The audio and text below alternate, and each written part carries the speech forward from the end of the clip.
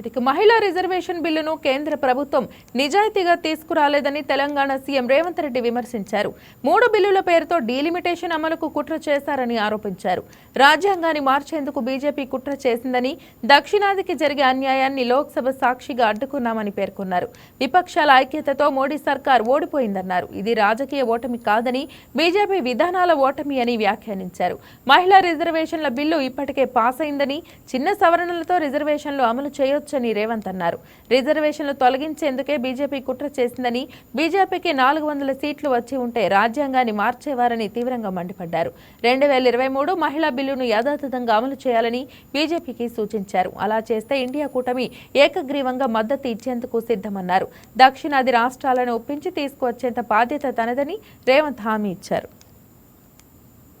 ప్రేరేపితమైన రాజకీయ ప్రయోజనాల కోసం ఏదైతే ప్రయత్నం చేసిండ్రో దేశ ప్రజలందరూ, ప్రతిపక్ష పార్టీలు అన్నీ కలిసి భారతీయ జనతా పార్టీ అహంకారాన్ని, రాజకీయ దురుద్దేశాన్ని ఓడించడం జరిగింది. మహిళా రిజర్వేషన్ల ముసుగులో సీట్లను పెంచడం ద్వారా 553 సీట్లను 850 సీట్లకు పెంచడం ద్వారా వాళ్ళు ఏదైతే రాజ్యాంగాన్ని మార్చాలనుకుంటున్నారో, రిజర్వేషన్లను రద్దు చేయాలనుకొని 2024 ఎన్నికల సందర్భంగా 400 సీట్లు వస్తే 2/3 మెజారిటీతోని రాజ్యాంగాన్ని మార్చి రిజర్వేషన్లు రద్దు చేయాలన్న ఆలోచనను ప్రజలు గుర్తించి 2024 లోక్సభ ఎన్నికలలో భారతీయ జనతా పార్టీని ఓడించడం జరిగింది. ఓటమిని దిగమింగుకొని ఈరోజు రాజ్యాంగాన్ని మార్చాలి, రిజర్వేషన్లు రద్దు చేయాలనే ఆలోచనతోటి మహిళా రిజర్వేషన్ ముసుగులో సీట్ల పెంపు కార్యక్రమాన్ని ఈరోజు చట్టసభలకు తీసుకురావడం జరిగింది.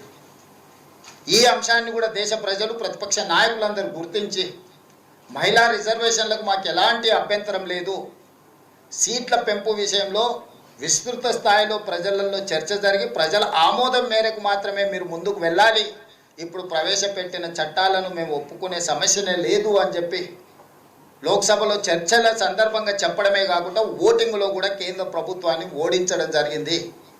ఈ ఓటమి భారతీయ జనతా పార్టీ అహంకారాన్ని తగ్గిస్తుంది అని నేను భావిస్తున్నా.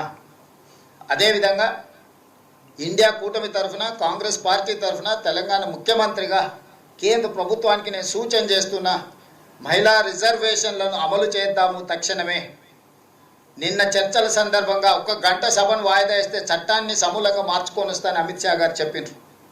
1 గంటలోనే చట్టాన్ని సవరించగలిగిన శక్తి సామర్థ్యాలు ఉన్నప్పుడు ఈరోజు శనివారము, రేపు ఆదివారం, సోమవారం రోజు తిరిగి సభలను ప్రారంభించి మహిళా రిజర్వేషన్లు అమలు చేయడానికి అవసరమైన చట్ట సవరణలతో మహిళా రిజర్వేషన్లను అమలు చేయడానికి చట్టాన్ని తీసుకురావాలని, ఆ చట్టానికి కాంగ్రెస్ పార్టీ సంపూర్ణంగా మద్దతు పలుకుతుంది.